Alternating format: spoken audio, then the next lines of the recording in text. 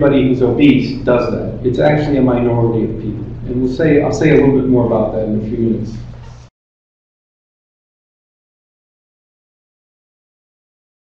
It's a useful way of distinguishing the three eating disorders that we recognize. So anorexia nervosa, by definition, is underweight, and some people are underweight to an extreme degree. Bulimics, people with bulimia nervosa, tend to be normal weight. Anorexia nervosa, when you're underweight, you can have the restricting subtype or the binge purge subtype. So bulimic behavior does occur in anorexia nervosa, about 50% of people with anorexia, but those people are at a low weight by definition. People with normal weight bulimia nervosa never lose a lot of weight, and generally speaking, rarely are overweight or obese. Binge eating, by definition, not compensating. Okay? People with bulimia nervosa compensate for their binge eating. They're consuming huge amounts of calories, and they do something to get rid of the calories. They vomit, they take laxatives, they take diuretics, sometimes they starve themselves. People with binge eating disorder don't compensate, and that's an important distinction. And as a result, they pay the consequence of the overeating and they gain weight, and most of them end up obese. Okay, so the line, to me, is one of the reasons that I got interested in genetics. So there's something, and I saw this early on in my career in interviewing people, even when I was a resident in medicine. Something hardwired about a brain in people with anorexia nervosa that allows the body to starve itself, sometimes to the point of death. That makes no sense teleologically. It makes no sense from a survival perspective. You could argue that binge eating in the face of restriction of calories makes a lot of sense. Because when you're in a semi-starved state, your brain is going to send out messages, hormonal messages, peptide messages, to overeat. And so you could argue binge eating as a normal response to being starved. But it makes no sense that somebody could actually starve themselves to the point of death. And I've always felt there's something hardwired in the brain of people that allows anorexics to do this. If any of you have ever tried to lose weight and keep it off, it's damn hard. Right? Most people can't do that. You can lose weight, but the vast majority of people that lose weight regain it and usually overshoot what they used to be. And I am, to this day, amazed at the ease with which people with anorexia can lose weight and keep it off. It's remarkable. And it flies in the face of every biologic mechanism that we know that protects our bodies. Right? And so that got me interested in the genetics of anorexia, that observation. So let's go through the criteria. I'm not going to read each of the criteria. Suffice to say that binge eating disorder, as of last year, became the third eating disorder. It's the newest eating disorder. The important thing, again, it's characterized by recurrent episodes of binge eating. What's binge eating? Binge eating is not having an extra piece of pie. It's not having an extra piece of a main course. It's eating huge amounts of calories, usually more than a couple thousand calories in under an hour, and feeling out of control. So anybody watching somebody binge eat, it's grossly abnormal. Okay, so people say that I binge, but in reality, what they're reporting, they may feel out of control, but they're not actually consuming huge amounts of calories. When we talk about binge eating in the eating disorder world, thousands of calories in a very short period of time. And always felt accompanied by a feeling of loss of control. And the important thing with binge eating disorder, there's no compensation, and there's a frequency criteria. And it's not associated with anorexia or bulimia by definition. Okay? So it's the absence of compensation that defines binge eating disorder as different. There's a number of other differences that characterize it as different from anorexia and bulimia, and I'll mention that in a minute. So bulimia nervosa is binge eating with compensation, right? And because people compensate, they don't gain the kind of weight that people with binge eating disorder gain because they're not keeping their calories down. Vomiting is actually quite an efficient way of getting rid of calories. And people with bulimia can vomit 5-6 times a day. They can spend their entire day binging and vomiting in extreme cases. And again, huge amounts of calories in a short period of time. And just emphasizing that it's associated with recurrent inappropriate compensating behavior. differentiates binge eating disorder from bulimia nervosa. Anorexia nervosa, quite different. Okay, so the first thing about anorexia is that people restrict their energy to the point where they're underweight or emaciated and where it interferes with the person's well-being, physical and emotional well-being. So that's why anorexia is so much more dangerous than bulimia or binge eating disorder that don't have as high rates of mortality. You lower your body weight to a certain point, and you're also getting rid of essential electrolytes and nutrients. You're going to put your heart at risk. And mortality rate of anorexia now over long-term studies is between 10 and 15%. So 1 in 10 to 1 in 12 young women who develop anorexia are going to die, either by suicide or the medical complications of anorexia.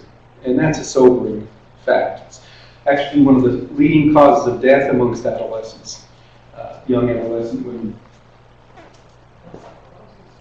So what's the epidemiology? What's the prevalence? And BED is the commonest eating disorder. It's more common than anorexia and bulimia, so the lifetime prevalence of BED amongst adults is between 3 and 4%, and 2% for bulimia, and a little less than 1% for anorexia.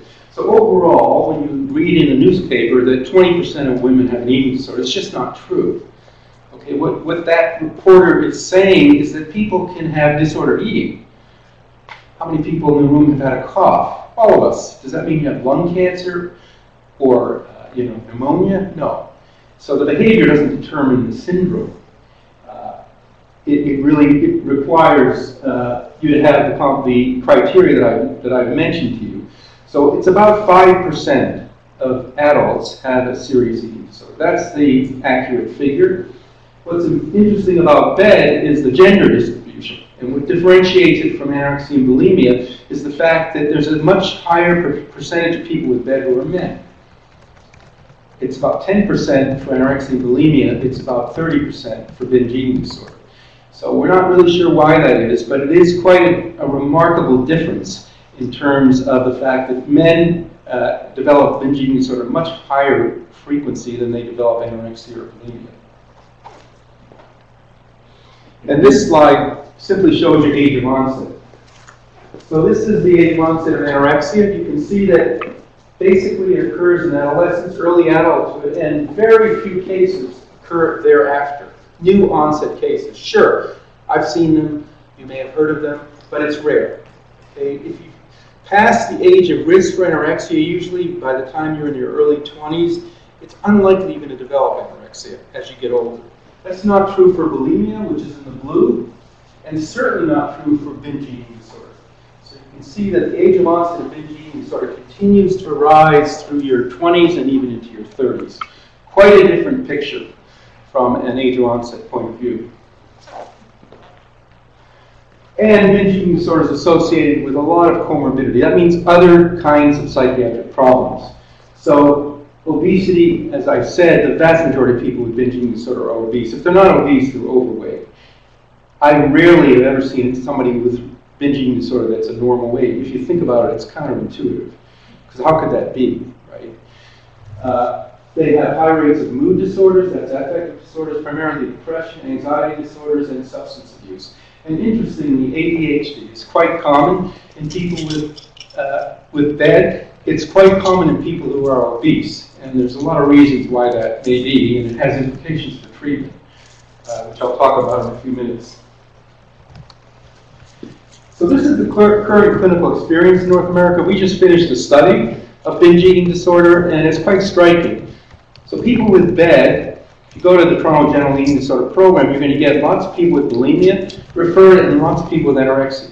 You'll get almost nobody who comes to the Toronto General Eating Disorder Program with binge eating disorder. Why is that? People with BED do not identify themselves necessarily as having an illness at all.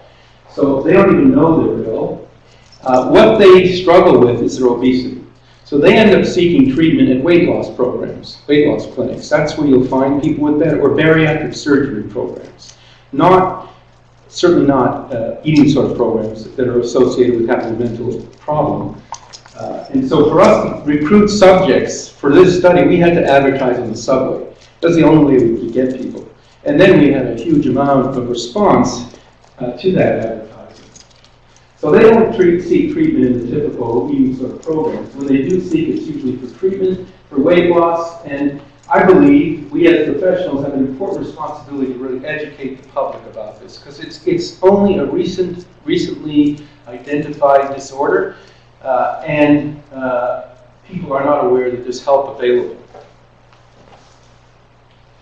So what causes an eating disorder? What would you say causes an eating disorder? Just yell out what you think. Any eating disorder. Trauma. Sorry? Trauma, okay. Peer pressure. Genetics. Insecurity. All those are correct answers. If I asked you what causes cancer, what would the answer be? So the answer is the same, or heart disease. There isn't one cause for any illness, right? That's extremely simplistic. Most illnesses are multi-determined and have behind their etiology, behind their cause, biological factors, psychological factors, and sociocultural factors. And it's especially true for people with eating disorders. And those factors usually impinge on an individual, usually in adolescence. So adolescence is one of the triggers. Why is that? Especially for anorexia and bulimia, because the body is changing. And what's the task of adolescence? The task of adolescence is to negotiate a separate sense of autonomy from your parents, develop your own self-identity, be able to negotiate a healthy sense of body awareness and sexuality, and come out the other end a reasonably adjusted adult. Okay? All of that whole process is very difficult for somebody who is at risk for anorexia nervosa. And I'll explain that in a minute. But at some point in adolescence, and I have a daughter who, when she was young, I used to hear her talking to her friends. Basically, adolescence hammers young women's self-esteem, even healthy women.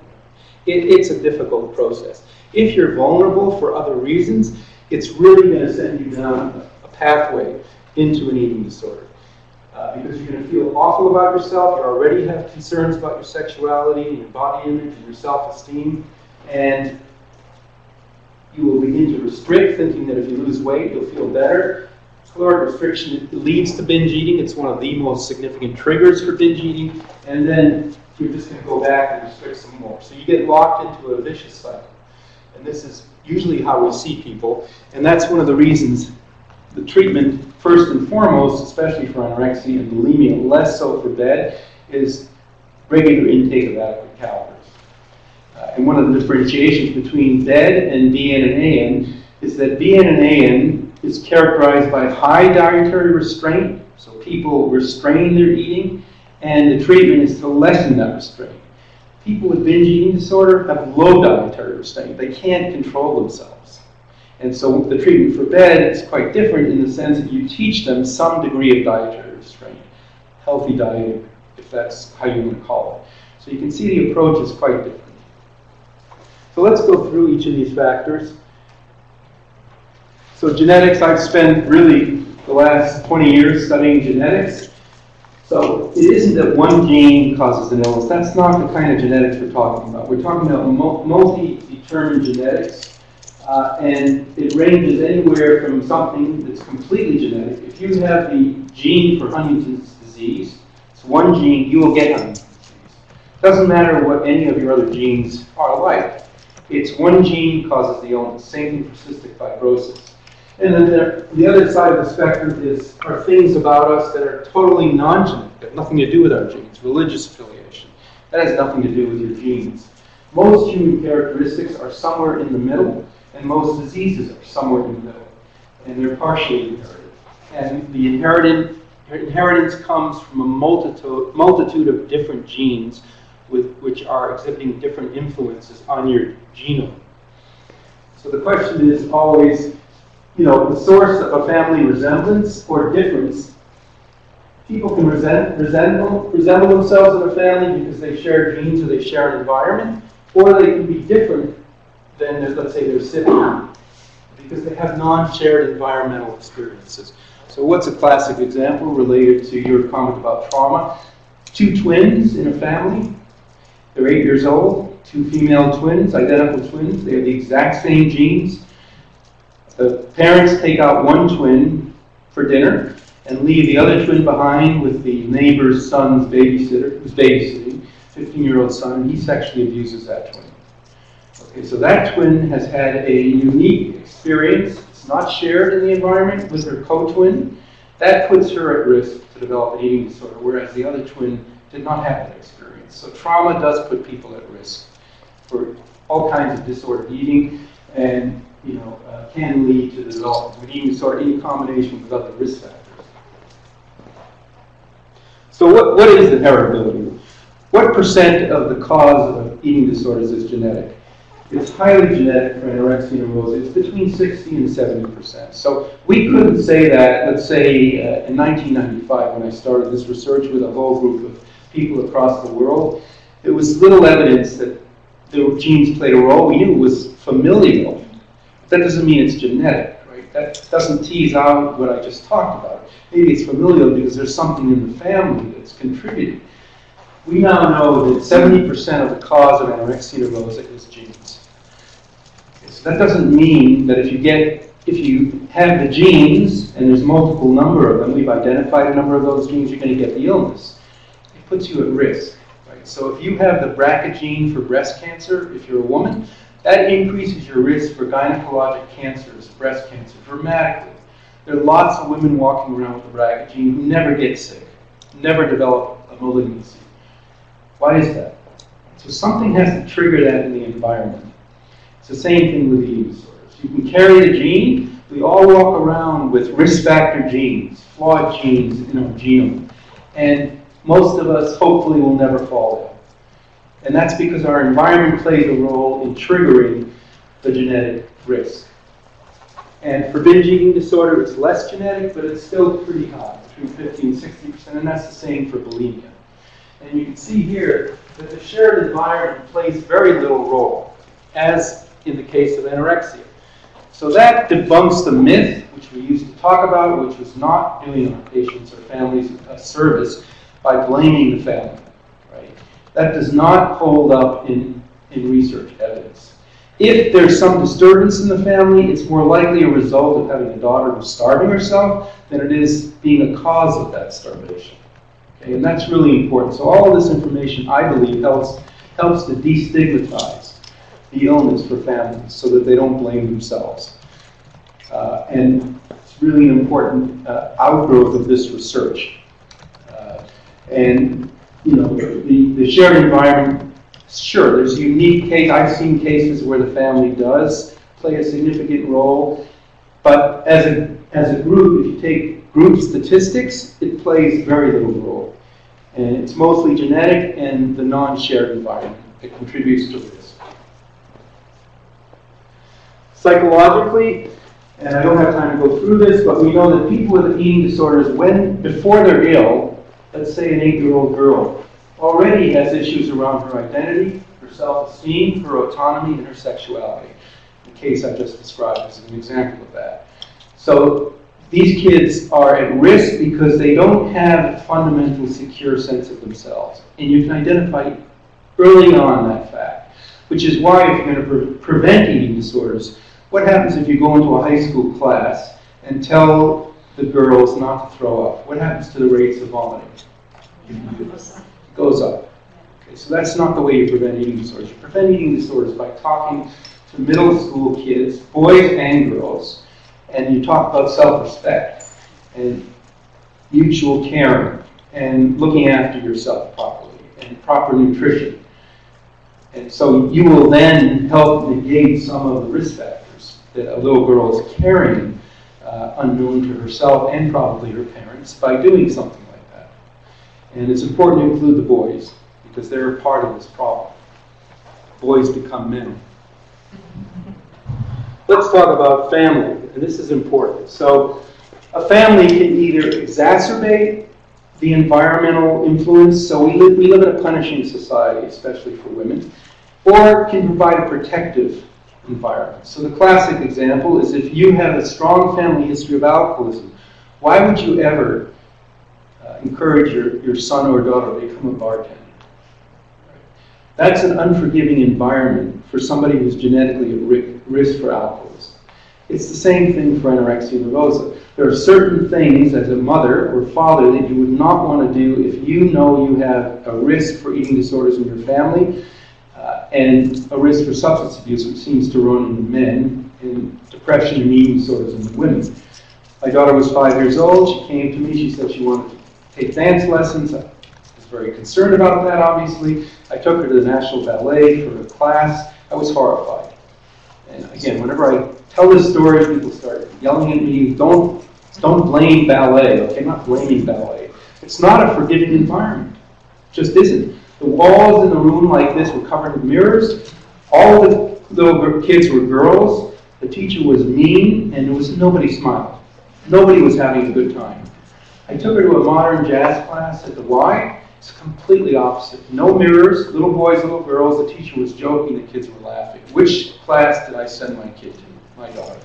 But that's an example of being cognizant of forgiving environments versus unforgiving environments. And be aware of that. Know your child. So the things you should be careful about is anything that draws undue attention to a young girl related to weight and shape and self-esteem. Nothing wrong with gymnastics. Just make sure that your daughter has a solid sense of herself before she enters into a competitive athletic activity where you have to be thin. You're not going to do well as a gymnast if you're not thin. Dance, I already mentioned modeling. The media is a big problem. So our media glorifies eating disorders. So everybody on this slide, and this is all public information, I'm not revealing any confidence, has self-declared having an eating disorder, and it's been confirmed. So, what's an example? Elton John has binge eating disorder. Oprah Winfrey's weight goes up and down like a yo-yo. She also has had binge eating disorder. Jane Fonda's book, if I ever read her autobiography, Chapter 8 is about her bulimia. And her entire exercise industry is all illness behavior. And she talks about that. She's also had alcohol problems. Michael Jackson's interesting. I was a visiting professor at UCLA in the early 1990s. This is after Thriller came out. He was a patient who weighed about 80 pounds. When he died from a propofol overdose, he was 92 pounds. It's not discussed in the media. The reason he died, it's not that the cardiologist gave him an overdose for a normal weight man. He gave him an overdose that killed him because he didn't take into account that he was emaciated. Right? So what really killed him was his anorexia nervosa, not the propofol. And everybody else did. So we need to be aware of the fact that Hollywood is no friend of ours in this regard. And this is a good message. The Body Shop, you should all support the Body Shop. There are 3 billion women who don't look like supermodels and 8 who do, and those 8 are all photoshopped. They're not real people. Okay. Dove, the makers of cosmetics and soap, has a great website where they show you how pictures of women are photoshopped. And it really can make you sick when you see what we're exposed to. So how do you tease out the genetic from environmental factors? So here you have a ballet class, again, just as an example, guys. Here you have a genotype, an individual, AABB, capital. Here you have another genotype, small a, small b. One results in a prima ballerina for the National Ballet, and the other ends up acutely ill with anorexia nervosa. Okay? So how do we understand that interaction? Or binge eating disorder. Take-home message. Genes load your gun, and the environment pulls the trigger. Some of us have a loaded gun. We're all sitting here today. We're at risk genetically for certain diseases. Doesn't mean we'll get ill. But if a certain environmental trigger occurs, you will get ill. And the key is knowing what those triggers are. So I reviewed some of those with you tonight. You can't change your genes, but you can certainly do something with the environment. Okay, let's talk about treatment. I'll leave some time for Amy. So, talk about the psychological treatment of bulimia nervosa and binge eating disorder. Cognitive behavior therapy is the mainstay of treatment, and the theory of cognitive behavior therapy is that we're dealing with behavioral symptoms at the surface, binging, dieting, vomiting. Underneath that are cognitive concerns about weight and shape, cognitive distortions about the way you think, and underneath all that are deficits in self-concept. You can't get an eating disorder if you have great self-esteem. Those two are incompatible. And I think Amy's comments refer to that. So how effective is psychological treatments for binge eating disorder? Bulimia? Very effective. These are good treatments, they work. Our problem in the field is we haven't disseminated them properly. So the average person who's on the front lines does not know how to do CBT. And so we have a problem in our field that we haven't properly trained and disseminated this knowledge. But if you get a 6-month course of CBT for bulimia or binge eating disorder, 70% of people will recover, which is terrific. It's remarkable, right? And will stay well. And the same thing with interpersonal therapy or dialectic behavior therapy. And even self-help has a significant remission rate. The important thing related to binge eating disorder, the psychological treatment doesn't do anything for weight loss. And so you're left with bulimia, a very happy person, because they don't need to lose weight, and they're not obsessed with that necessarily. But the obese person with bad is not happy, because what's driving them and upsets them is less the binging and more the obesity. So you're left with somebody who you've taken care of their binging, but they haven't lost a significant amount of weight. Probably over time they will if they stop binging, but it's going to take some time. So you have to address the obesity part. And CBT consists of 3 phases. The first has to do with behavioral monitoring of food intake, meal planning, self-monitoring, regular weighing. And there's a whole bunch of interventions that go along with reducing the behavioral component of the disorder. The manuals for this are available. They're online. You can download them. CBT for bulimia, CBT for BED. People in the field, Chris Fairburn, Marshall Marcus, many people have written about this. Easily accessible if you want to look at them. The second phase really focuses on the disturbed cognitions. You know, if I have a piece of pie, I'm going to gain 100 pounds. It's the kind of distortion that you hear from people. Everything is black and white. There's no gray. That's a typical way that a person with eating disorder thinks. We all live in the gray, right? And then relapse prevention is the third phase of CBT. And it's very similar for BN and BED, with the one exception being the weight loss piece. You don't want to help a bulimic lose weight because there's no need for them to lose weight. BED people need to lose weight because they're at medical risk related to their obesity. It's dangerous for them. Okay, if we had a drug, let's talk about drug treatments. So what are the goals of drug treatment for BED? Reduce the binge eating, maintain abstinence after the binge eating's gone, treat the comorbid problems, including obesity and facilitating weight loss. So the ideal drug would reduce binge eating and also lead to weight loss, right? And you have a very happy patient then. Treat the core disturbances in BED, which has to do with affect regulation, self-esteem, impulsivity, and the drug has to be safe and tolerable. So there's no point in a drug that people can't tolerate because of side effects. That's a useless drug. So this is the current status. I've summarized 10 years of research on this one slide. Some of it our group has done. There's no approved medication for BED in Canada. That changed in January this year where the FDA gave approval for Vyvanse, which is lisdexamfetamine. It's a psychostimulant which is used to treat ADHD. And I was involved in a study or two related to this, and it's a powerful drug. It really works and works well. Now again, if you stop the drug, the person's not going to continue to benefit from the effects of the drug if they're not taking it. So that's another issue, but it has been approved for the treatment of binge eating disorder in the United States, not weight loss, even though it does induce weight loss. And that's partly the FDA's fear of all of the weight loss drugs that have been on the market have all been withdrawn because they all have caused cardiac toxicity and in some cases death.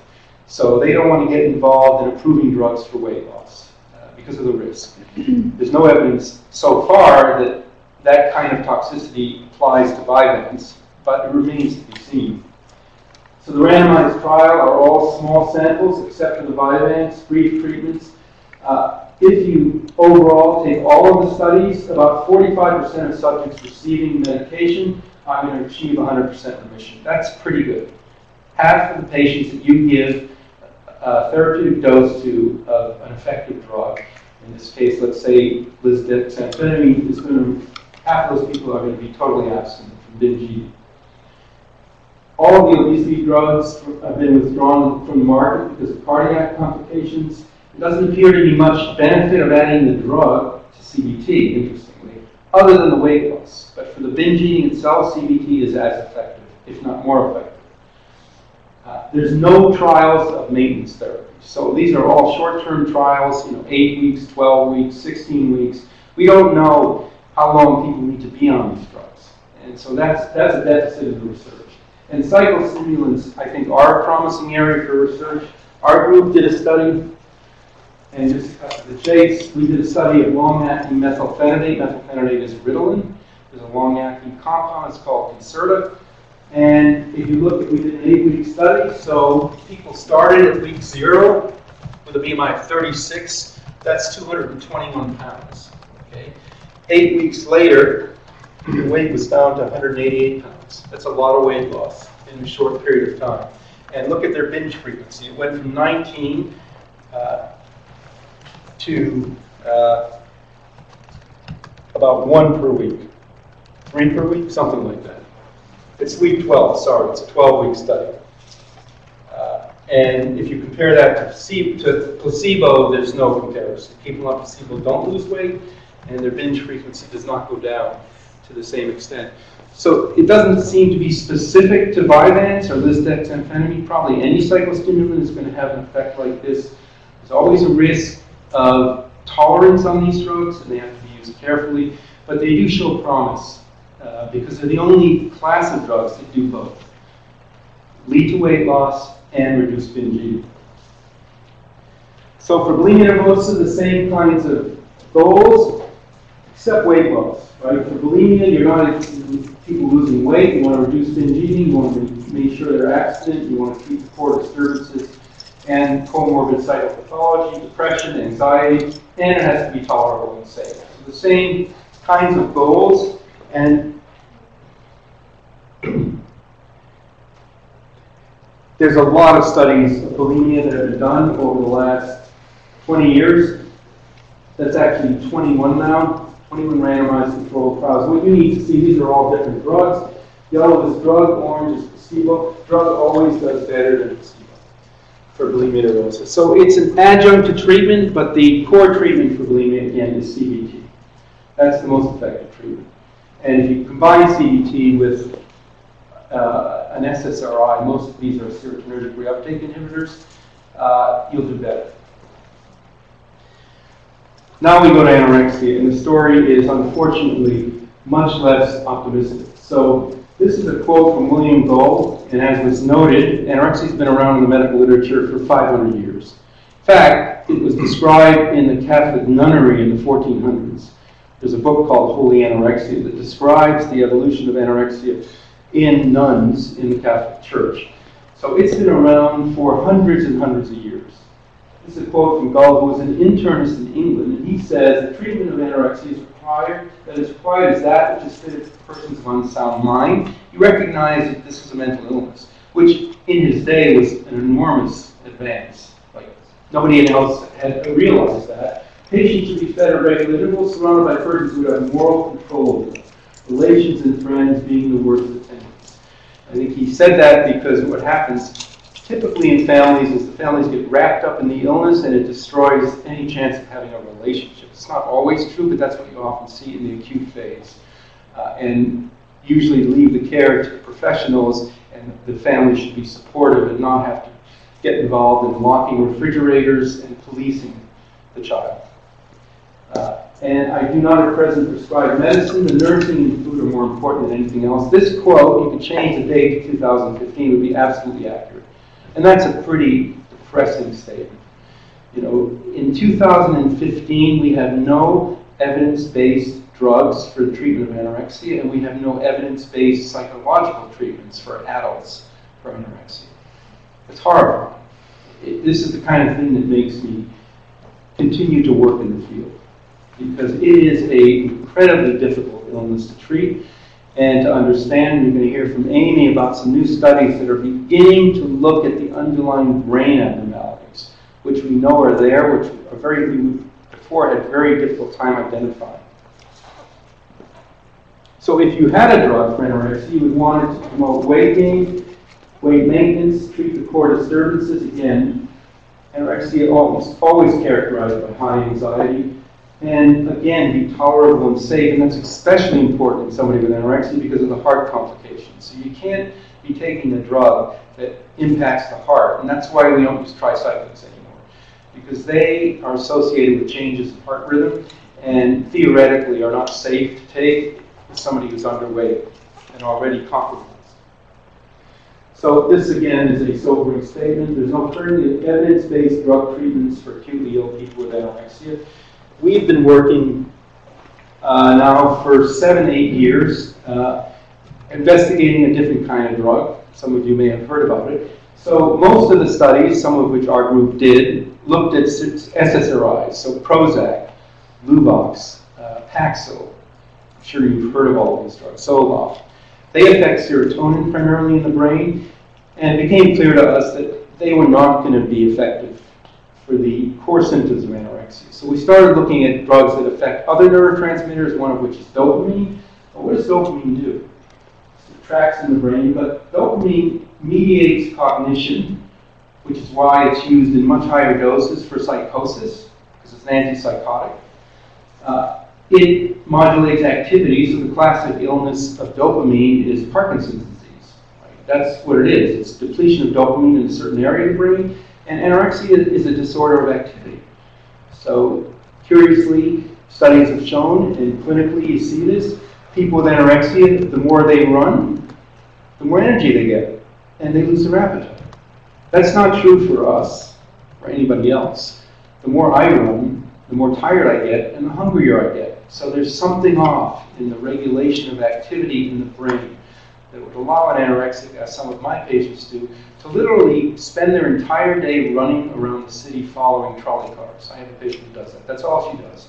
12 hours a day at 54 pounds. Okay, so how does that occur? So you're dealing with some abnormality of the brain, and we think of dopamine, because dopamine seems to be implied or be involved in the core disturbances of anorexia.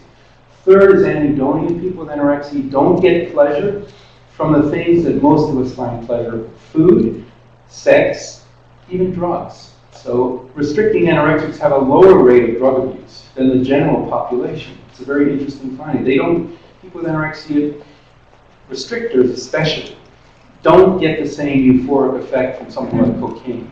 How does cocaine work? It releases dopamine in the brain. Right? So if there's no dopamine to be released, they're not going to have any effect on somebody with anorexia. And mood. So it's typical for people with anorexia to be very dysphoric, have an irritable mood or an anxious mood, and dopamine regulates that. So that made us decide to look at a drug called olanzapine. We're still doing this study. This was a pilot study. We got a grant from the National Institute of Mental Health with my colleague in New York, Columbia. And the pilot study showed us that this was the 8-week study. So for those people who were randomized to the drug, they gained about 8 pounds in 8 weeks. That's a fair amount of weight gain in 2 months for somebody with anorexia. And people who were on the placebo gained 1 pound in 8 weeks. It's a dramatic difference. And we submitted this data, and the NIH then gave us $10 million to do a 5-site randomized controlled trial of this drug, the largest treatment study ever done in anorexia nervosa. We're in the 5th year of it. We've randomized 160. Our research assistant is over there. Subjects across 5 sites, 4 in the United States, 1 in Toronto, and we're still taking subjects into the study. So if you know of anybody who'd be interested in this and have tried other things, we've proven beyond the shadow of a doubt that it's safe. There's no risk for people. We're using low doses. It's not the same as if you Googled it and you would see reams and reams of horrible side effects. Those are all reported in people with schizophrenia or bipolar illness taking 3 or 4 times the dose that we're using. And nobody has had any serious adverse effect. And people, once you explain this to them, seem to be willing to take it. So if you have anybody in your family or know of anybody who might be interested in this, we can give you information about it. And the study is going to close sometime in April. So we're still open for subjects. And the last new treatment we're going to talk about is RTMS. It's repetitive transmagnetic stimulation. So our group looked at a series of imaging studies, and the new age of neuroimaging, this is MRI. Have you ever had an MRI? It's painless. There's no radiation. You go into a machine. It, through magnetic waves, takes pictures of your body, different organs. And we can do that with the brain. And we found, when you look at all the data, that there's an area of the brain in people with anorexia, that's here, called the insula, that seems to be hyperactive. There seems to be too much neuronal activity. What does the insula do? It's very interesting. So it has a role in, and here's a cartoon picture of it, the insula. It modulates taste, feeding behavior, processing of interoceptive stimuli, that is body sensations, integrates feeling states, and self-awareness. All of these functions are abnormal in people with anorexia nervosa. Pain thresholds in people with anorexia are elevated. We've known that for decades. We never understood why that is. That's one of the functions of the insula, is to modulate body sensations. And so we felt that we have evidence that the insula is firing too much, to simplify matters, in the brains of people with anorexia. If we could set a magnetic stimulation, when you stimulate a nerve or a part of the brain, you reduce the firing. It goes into a refractory state. So we theoretically thought it was evidence that if we could deliver this in a totally safe way with no side effects through RTMS, maybe it would help people with anorexia. And we're in the middle of doing this study as well. And so basically, you sit in the chair, it looks like a dentist chair. You take this magnetic coil, you put it on your skull, and you sit there and read a newspaper or a magazine for half an hour, 40 minutes. You're done, you get up, and you go to work, you go to school, you go about your business. There's no side effects. Occasionally you might get a headache. You have to wear earplugs because it causes a noise in your ear. And we partnered with a physicist in Israel who developed a coil that targets the insula. So that's what's different about our study versus other people doing RTMS, because they don't have this special coil. So again, that's another study that's available if you know of anybody who might be interested in trying this out. And there really is no side effect to it. You're not taking a drug. We don't know if it's going to work. It's still too early to tell. But we have to think out of the box, right? We've got a disorder that's been around for hundreds of years. We don't have good treatments. We've got to try things that are different. That's really, I believe, what we have to do in this field, and not just follow the usual, if it works in depression, let's try it in anorexia. That has not worked for us in anorexia. We've got to do things that are different. So with that, I'm going to call up Amy, who's going to talk to you about, I think, a cutting-edge study that we're doing, looking at brain circuitry in people with anorexia. So Amy Miles is my PhD student.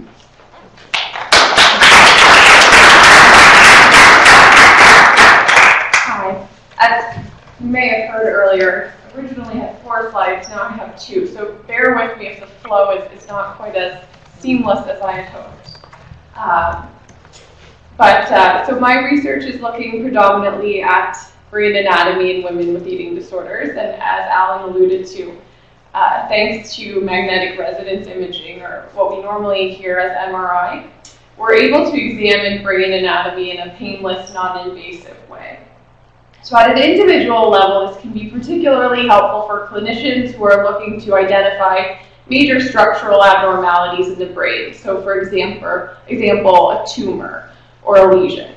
However, at a group level, this can help researchers identify subtler differences in brain structure that might not be evident on a single scan basis, because in the brain there's a huge amount of normal variation. So sometimes in order to appreciate more nuanced differences, you have to look at them over a larger group of people. So for example, when averaged across groups, women with a diagnosis of anorexia show significantly reduced total brain volume as compared to similarly aged women with no psychiatric history. So you might not see that looking at a single scan of a woman with anorexia, but across a number of them, you do see these differences that might be related to having had the illness, might be related to being currently underweight. That's sort of what we're in the process of teasing apart. Recent developments in MRI technology have made it possible to examine further subcomponents of brain anatomy in greater detail. So when you hear about brain anatomy, you often hear about either gray matter or white matter. Gray matter being sort of the cells of the brain, the structures where action is taking place. White matter, I find easiest to think of as the subway of the brain. It's the connective tissue that's linking those action-firing regions. So the advent of diffusion tensor imaging, which is a type of MRI, has made it possible to reconstruct these pathways by mapping the motion of water molecules in 3 dimensions. Without getting into the physics of it, in essence, if you think about going down a slide, if you pour water down a slide, it wants to move in the direction of that slide. So you're going to have a much harder time getting water to go across the slide instead of down the slide. So using that basic phenomena, we can try and identify where barriers in the brain are, because they would divert water away from that normal progression it would take down the slide. So these connective pathways are composed of fibers called axons, which are surrounded by a fatty substance called myelin. Myelin serves much the same purpose as insulation on an electrical cord. It conserves energy, and it increases the speed at which electrical impulses travel from one region of the brain to another. Because myelin appears white on dissection, so if you were to look at a slice of brain, the myelinated regions would look white, so that's been termed white matter of the brain. As I alluded to earlier, I like to think of white matter as the subway of the brain. Like the subway, white matter serves to rapidly connect different regions, and by doing so, it facilitates information flow. Again, like the subway, disruptions in service that limit or restrict access to one or more of these regions can wreak havoc. In the case of anorexia, structural impairments in white matter akin to subway tract deterioration can cause significant delays in information processing.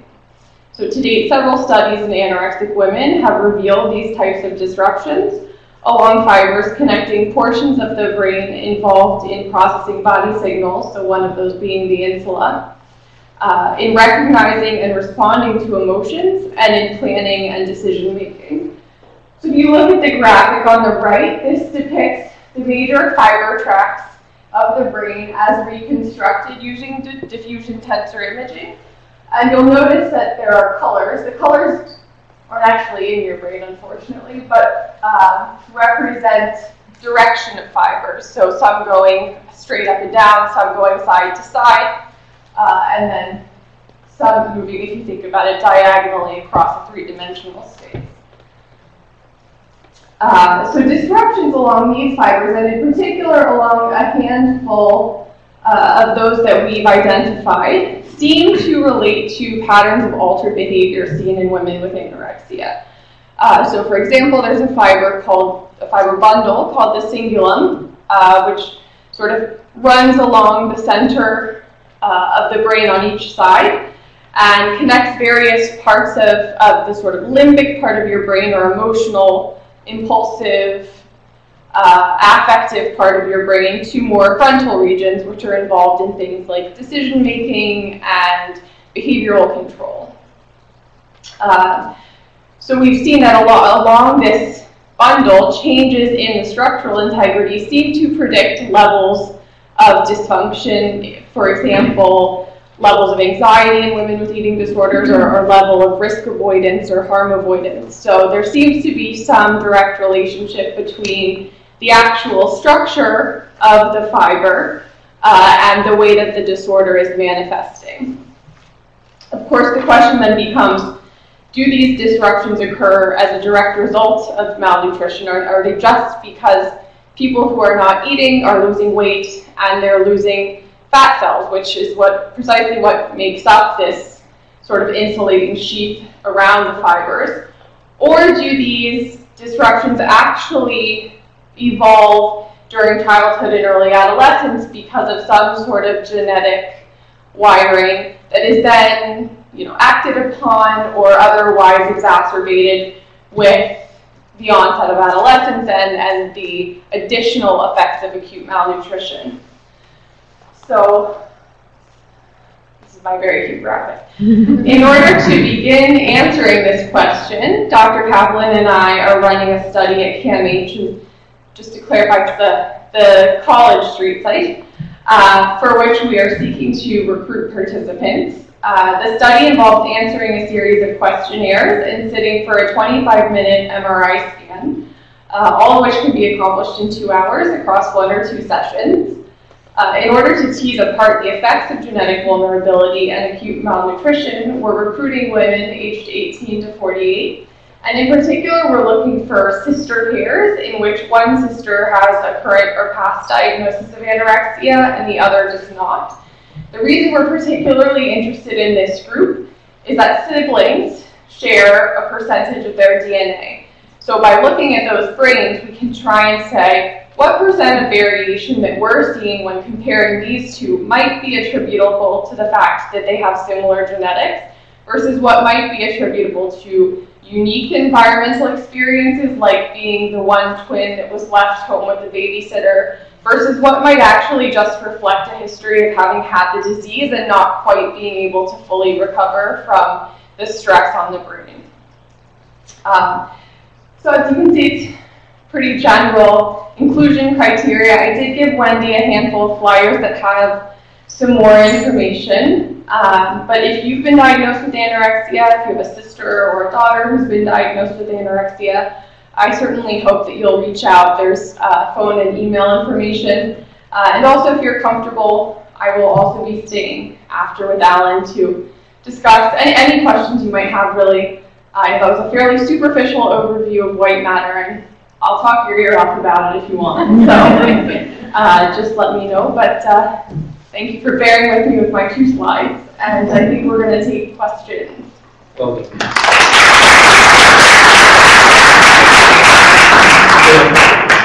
So Amy and I are available for any questions you might have. Yes? I was informed through the David Suzuki Nature of Things programs that there's a study going on in Brisbane, Australia, about sound and how sound is affecting the brain. And I wondered whether there were any other research studies that were working with them.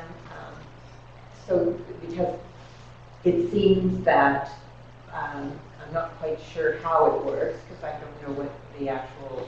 You're talking about for anorexia nervosa or eating disorders, or just in general? Well, I'm talking in general, but because we're talking about how it can affect tumors and how it can affect, you're talking about those 2 areas here, right, in the translation, whether there's anything that's being focused on with just sound, with MRIs.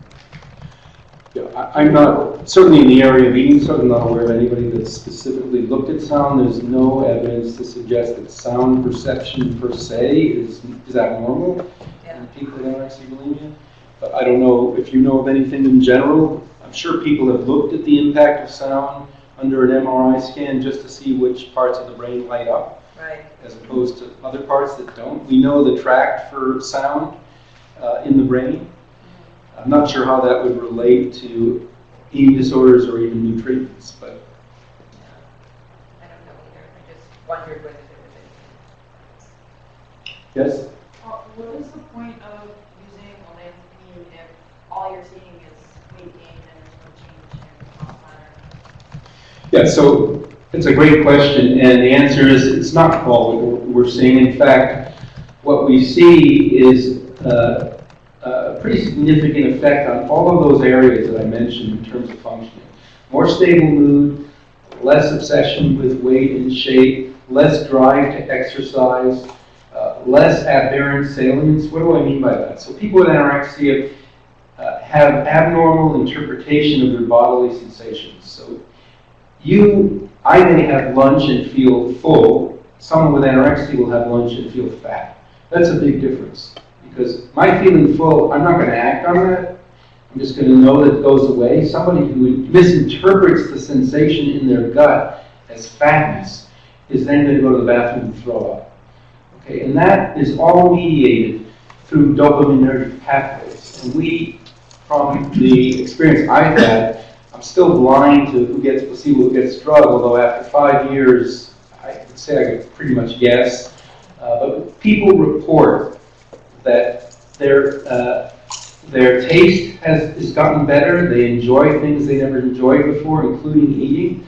They're less disturbed by eating, and whatever weight gain occurs is therapeutic in the sense that people are not as disturbed by it as they would previously, right? So it has quite a broad effect, not just weight gain. And the weight gain isn't a side effect, and that's really important because this drug does cause weight gain at higher doses, which is a side effect. And having been in this field for 35 years, I would never give a drug to somebody with anorexia and expect them to take it if a side effect is weight gain. I mean, it's ridiculous, right? They're not going to take it. But if you explain to people that at the dose we're using, if they gain weight, it's a small amount and it's therapeutic. In other words, they say, well, I don't mind the weight gain. I feel stronger, I feel healthier, I'm sleeping better. So it's an overall improvement in their clinical state that occurs associated with a relatively small amount of weight gain for most people. It can exacerbate binge eating, which we've seen, but for most people that doesn't occur at the doses we're using. So everything is dose dependent, right? The big difference is you take 2 Tylenol as opposed to taking 20 Tylenol. 20 Tylenol will kill you. It'll wreck your liver. 2 Tylenol will take your headache away. So you got to take that into consideration when you're looking at any drug. Olanzapine's gotten a bad rap. I'm very well aware of that. But again, it's because people don't understand the dose-dependent differences, and when it's been used, it's not been used properly. Have you been able to see any differences between the subtypes of anorexia? That's a great question. We haven't yet analyzed the data for the big study, and that's one of the things we're going to look at. Do people with restricting form of anorexia do better than those with the subtype of binging? Because, you know, has this drug actually increased binging? We don't know the answer to that. It's a great question, and it's an important thing that we'll look at. Yes? There's been a lot in the media recently, and we were at a conference, a leader conference, where they spoke about the gut and the microbiomes in the gut, and I wonder if you could comment on it, the way they affect everything, and they're looking at how it affects BED and other EDs. Yeah, I think it's an important new area. Previously, I don't think in medicine generally we paid a lot of attention to the fact that our gut is full of bacteria. Bacteria actually help keep us in an internal homeostatic balance. And if you disrupt that bacteria, the most common way that occurs is with antibiotics, you can get very ill.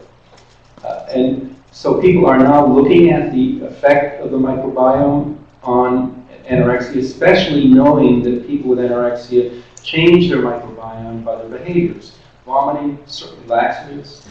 People taking laxatives wipe out the normal microbiome, and what takes over could play a role in why the illness is so hard to treat at that point. So it's a new area, and it's an interesting area, exciting area. We're not doing research on that, but I'm certainly aware of it. Would you ever start I know your focus now, thank goodness, is on anorexia. Would you be doing the brain's stimulation studies on people with BED as well? Because I think there may be some kind of different kinds of disruption there. Yeah, I personally wouldn't be doing that. There are good treatments for BED. And so I would say, well, why don't you try the good treatments first? Most people with BED, if they get proper psychological treatment or medication, are going to do really well. That's not true for anorexia. Are there people using RTMS for BED? I suspect there are. I've not seen any published reports on it, but RTMS is a hot new area. It's being applied across the board for a lot of disorders, not just in psychiatry. So I suspect people are looking at it. Yeah?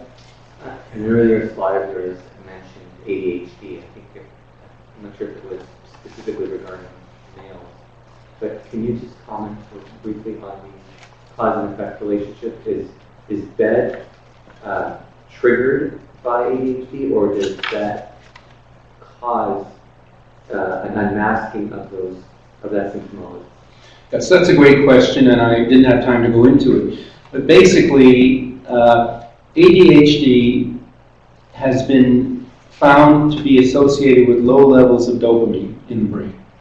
And so psychostimulants increase dopamine. That's how they work. It affects the cognitive mediation by dopamine of the way you focus and attend. It's thought, and we know that people who have ADHD as children have a much greater prevalence of becoming obese as adults.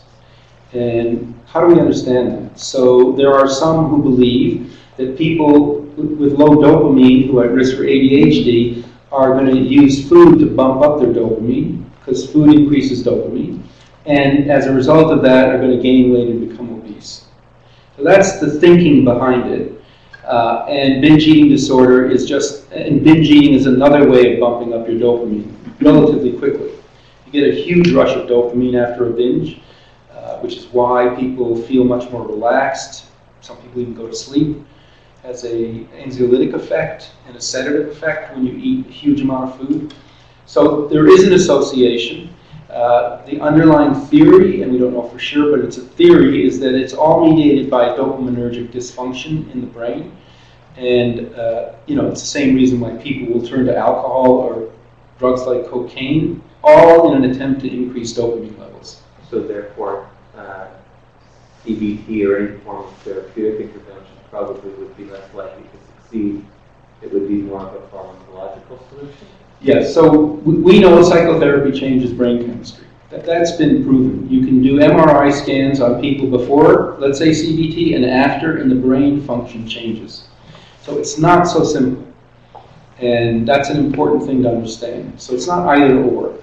Psychological treatment can improve brain function. Medication can improve brain function. The two together might improve brain function in more than an additive way. Thank you. But great question.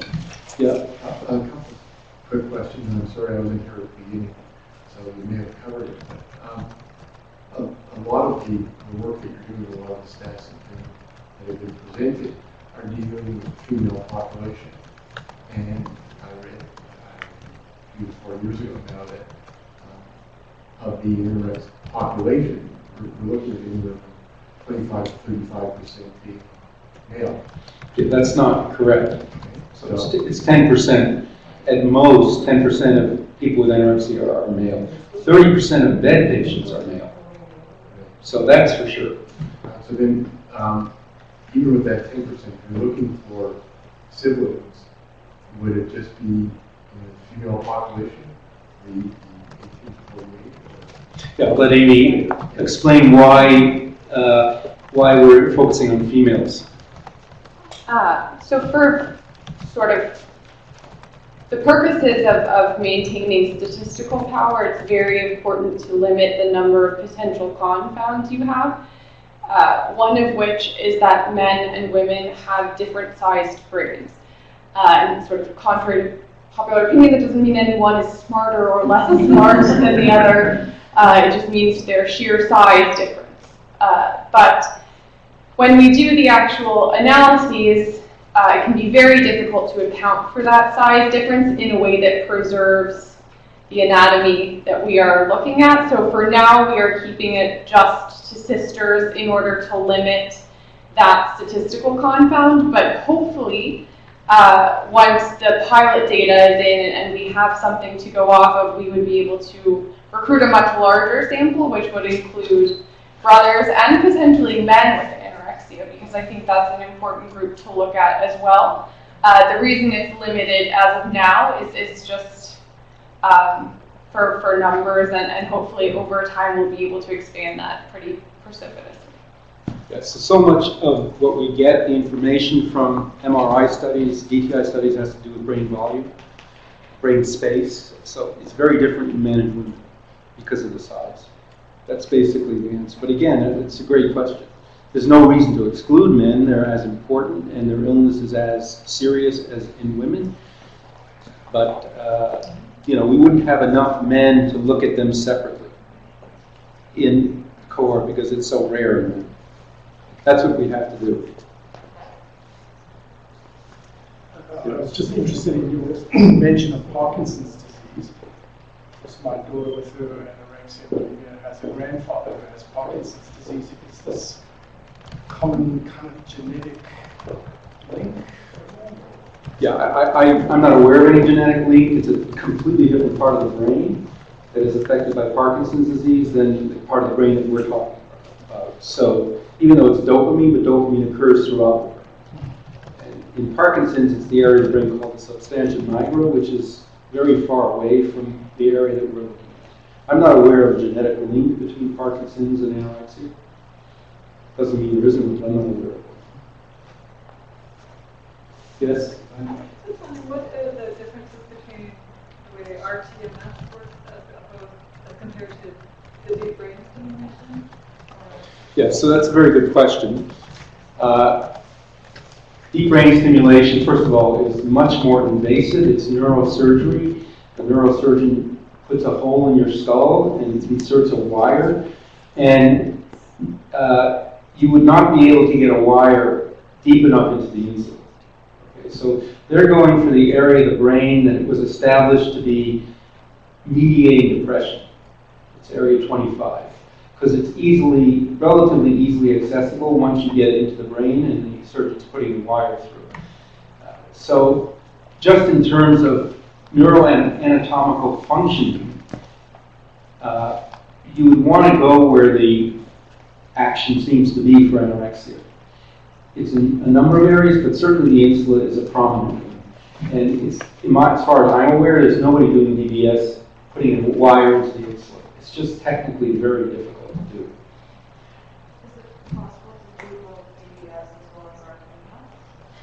Yeah, you wouldn't be able to do that because the RTMS would affect the wire functioning, right? You could do RTMS first, and if that doesn't work, do DBS.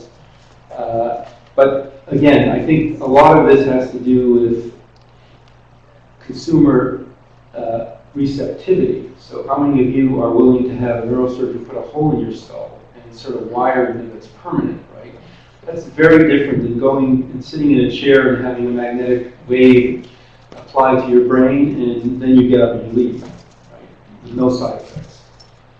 So I'm not saying DBS as a last resort should be considered for seriously ill people, but for the general population of people with anorexia, for most people it's not an acceptable option, and it's not available. RTMS is much more available. But they do the same thing at the end of the day. The wire is a stimulator, right? It's local stimulation. The RTMS creates a magnetic field that causes electrical stimulation in the brain. So the theory behind it is simple. And to take it to an extreme, electroconvulsive therapy is electrical stimulation of the entire brain, right? Which is why it's fraught with all kinds of bad side effects, memory loss, let's say.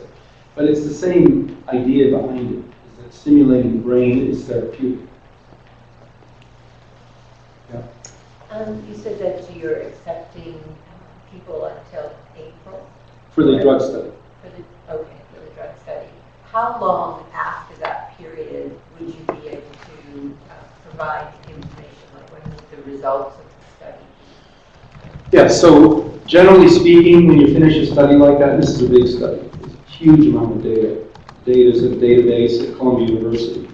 So you would break the blind and you start analyzing the data. That process takes anywhere between 6 months and a year to be able to answer the specific, and there's many analyses that you would run, one of which somebody mentioned, looking at the difference response according to the subtype. There's a whole bunch of other different analyses you want to run. But, you know, I would say by the time we would be able to publish the results, you're talking probably about a year. That's part of the problem with research, if there's a lag time. And one other question. You were talking about for binge eating disorders that cognitive behavior therapy is probably one of the best treatments. Why do you think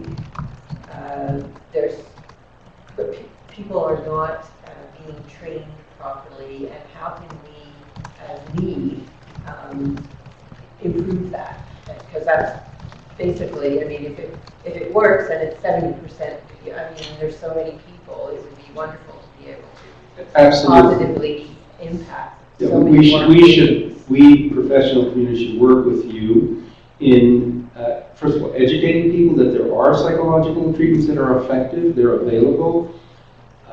You know, the biggest problem is that the frontline clinician group has not been trained to deliver these treatments. There is special training required. Right. Increasingly, the Academy for Eating Disorders, Eating Disorder Research Society, other NIED in the United States, I mean, they are providing training sessions for clinicians, and it is starting to get out there, but not to the extent we'd like to see it. So you could play a role by educating the public to become aware of the fact that there are effective psychological treatments and to ask for those treatments by their caregivers.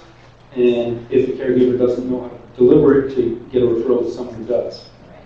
Most of these are delivered by PhD level and master's level psychologists. Yeah.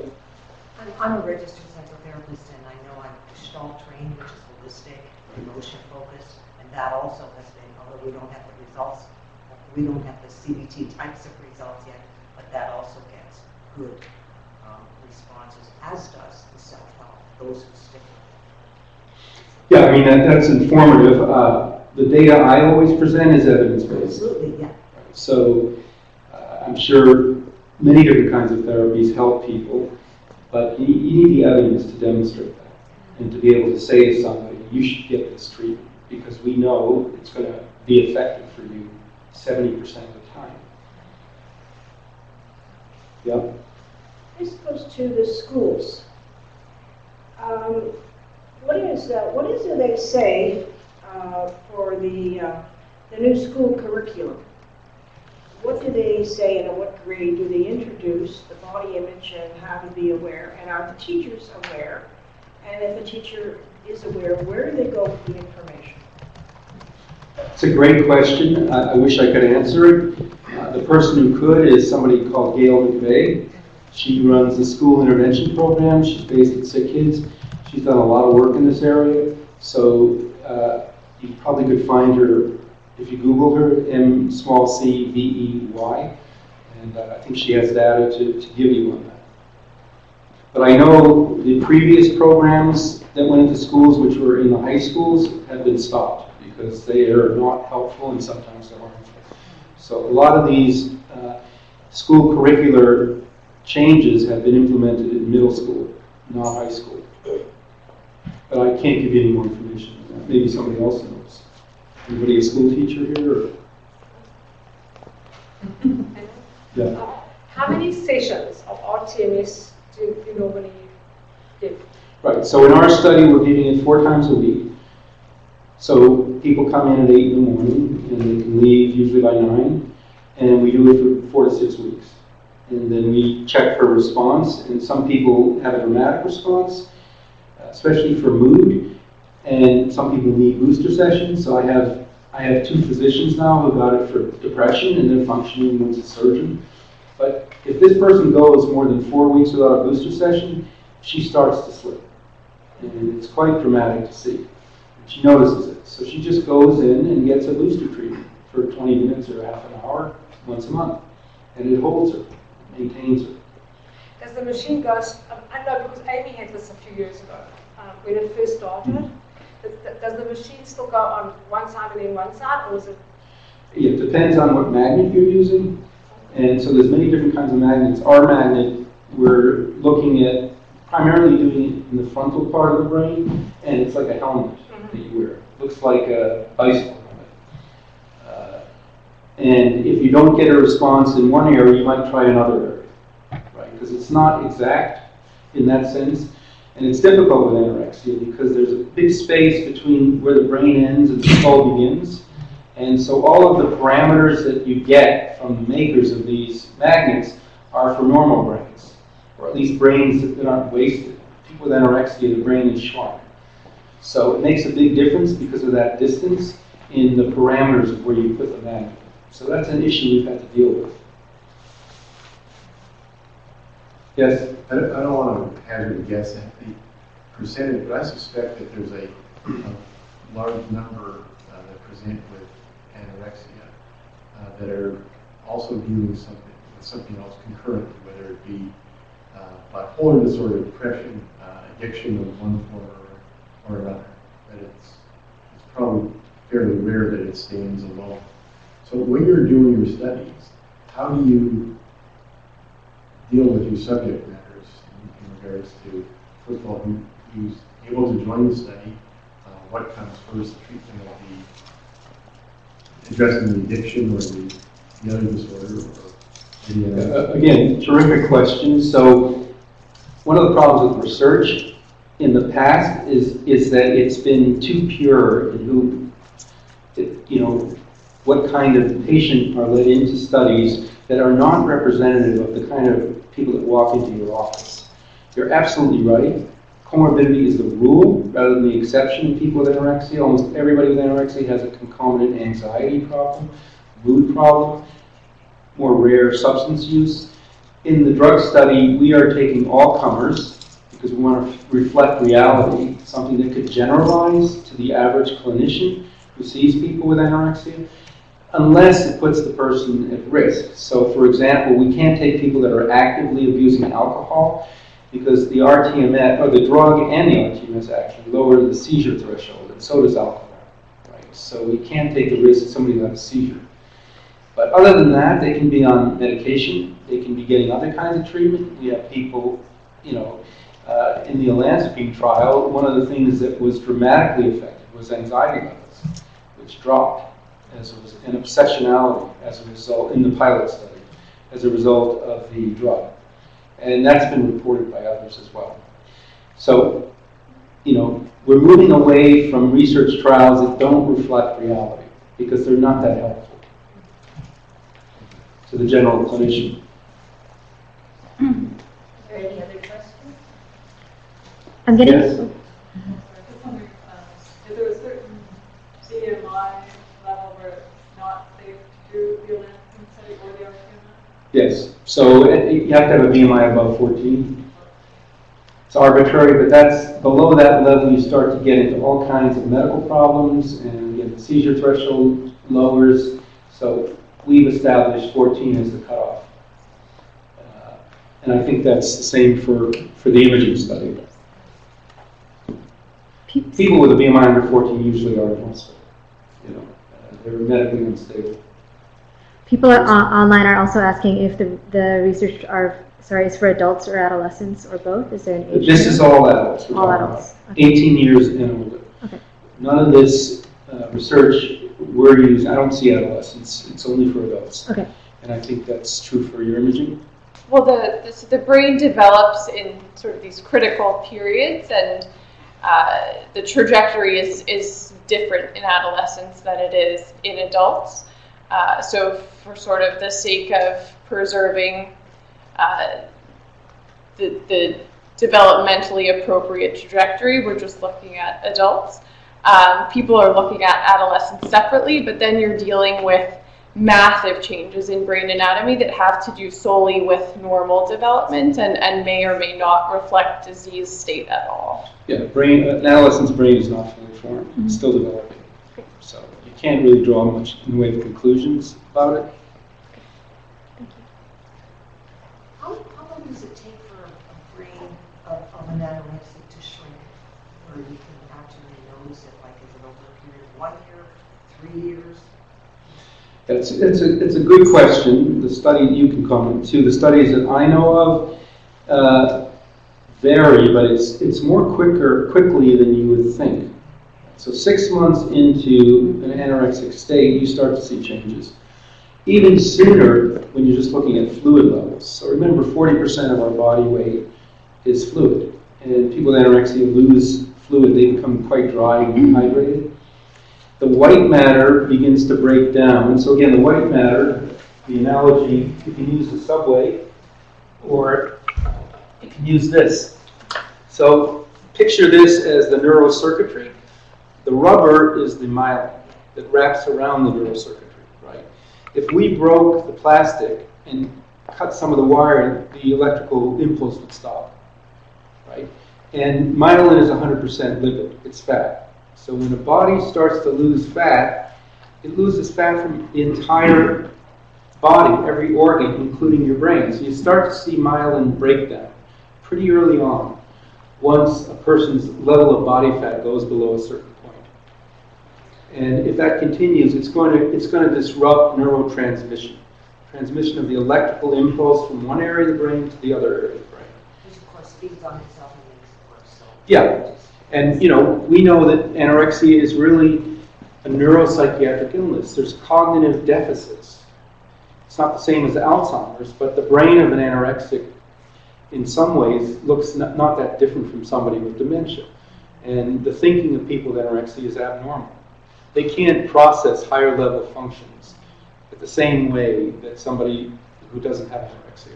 And some of that has to do with the disruption of the circuitry from one part of the brain to the next, especially the tract that Amy was talking about. Does brain recover? That's the million-dollar question.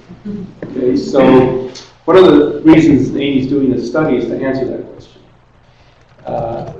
In terms of gray matter, there's some evidence that there's recovery, but other studies have shown not full recovery. And there might be permanent damage. So it's the critical question. And even if there's recovery, is there a scar?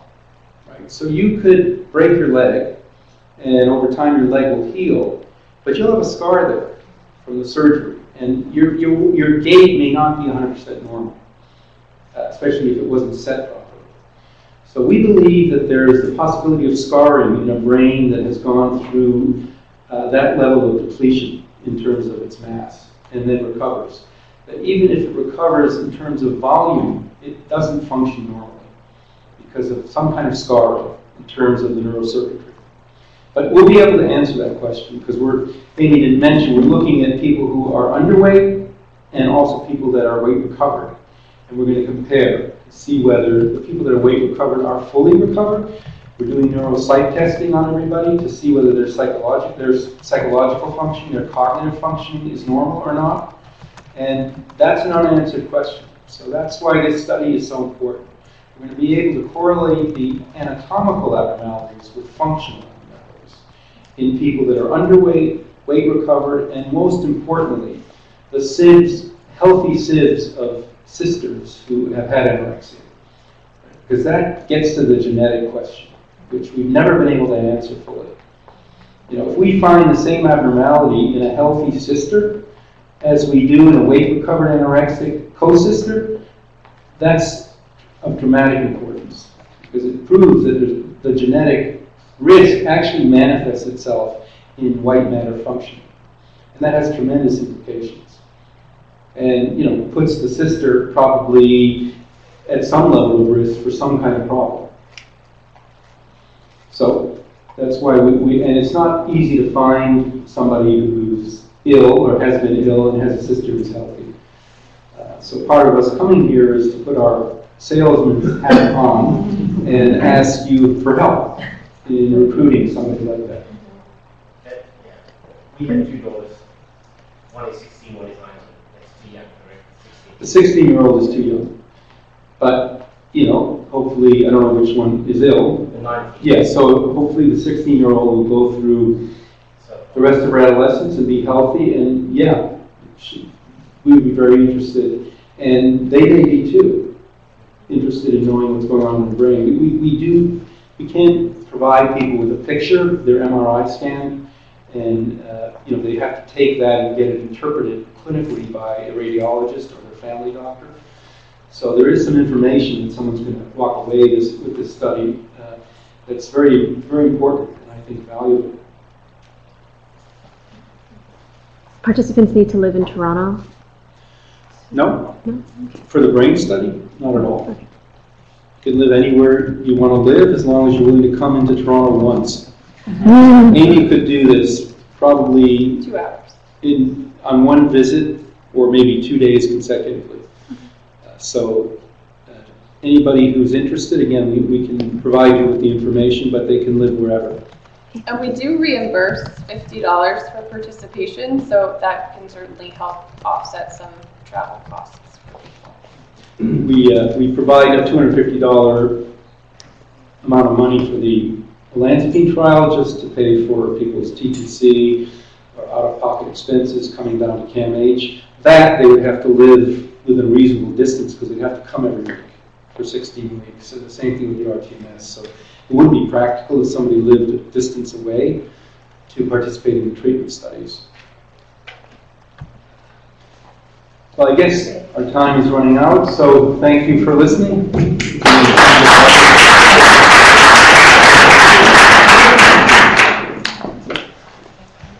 Dr. Kaplan, maybe don't go anywhere yet.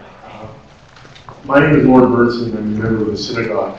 And some years ago, my wife and I were fortunate enough to endow a program here at Temple Sinai. It's entitled Kedushat Aguf, which literally translated means sanctity of the body. The intention behind the endowment was to provide a safe space to discuss some very difficult topics. We know these topics for many people and for many families, ours included, can't just be sheltered under your roof. We need the opportunity to be together and to discuss and be informed and be better educated. And for that, Dr. Kaplan, Amy, thank you for what you presented this evening. I know it's been extremely helpful. I'm sorry I was late. I was at another meeting. I got here as soon as I can. And to everybody that's working so hard at NIED, just keep up the great work. We all have to work together to move things forward as quickly as we can, as efficiently as we can, with our voices and whatever other energies that we have. On a personal note, Dr. Kaplan, you and I have not met. Some 16 years ago, you saved our daughter's life. I want to say this evening, thank you for that. She presented with all the concurrencies, I don't know if that's the right medical term, that one could present, from weighing 80 plus pounds to drug addicted and depressed. And she's really doing well. Terrific. Thank you.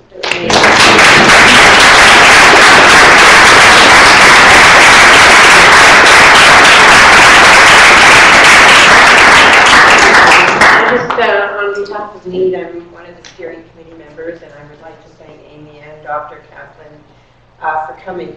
For me personally, it really helps. I've been in this from the beginning with Wendy, and it helps every time I hear you put it into lay terms.